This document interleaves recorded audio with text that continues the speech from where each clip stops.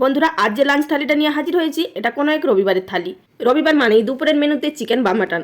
তবে মটন তো রোজ রোজ খাওয়া যায় না, বা খেলেও শরীরের পক্ষে একদমই ভালো না। তবে আমার ছেলে একদমই মটন খেতে পছন্দ করে না, তাই আমাদের বাড়িতে সবসময়ই চিকেন রান্না হয়ে থাকে। কিন্তু বড়মশাইয়ের আবার পছন্দ মটন। বড়মশাই রবিবারে বাজার যাওয়ার আগে বলে ফেললো, কি গো আজকে কিন্তু মটন খেতে বড্ড ইচ্ছা করছে, আজ আমি নিয়েই আসবো মটন। তো কি করব, বড়মশাইয়ের আবদার, আজ মটন করতেই হবে। অমনি বড়মশাই বাজার থেকে মটন এনে হাজির। আবার আবদার করে আমায় বলে বসলো, নতুন আলু দিয়ে লাল লাল করে ঝালঝাল করে কিন্তু রান্নাটা করবে। যেমন বলার তেমনি কাজ, আমিও বানিয়ে ফেললাম তার সঙ্গে। তবে কিন্তু শুধু যে মাটন ছিল তা নয়, ছিল গরম ভাত, নুন, লেবু, নিমপাতা বেগুন ভাজা, কলাই শাক ভাজা, ছিল এক পিস আলু দিয়ে লাল লাল মাটনের ঝোল, তেঁতুল দিয়ে ধনে পাতার চাটনি, আর স্যালাড হিসাবে দিলাম পেঁয়াজ কাঁচা লঙ্কা। তবে শশা হলে মন্দ হয় না, শশাটা ছিল না। বর্মশাই খেয়ে বললো, উমা রান্নাটা দারুণ হয়েছে, আরও 2 হাতা ভাত এক্সট্রা লাগবে।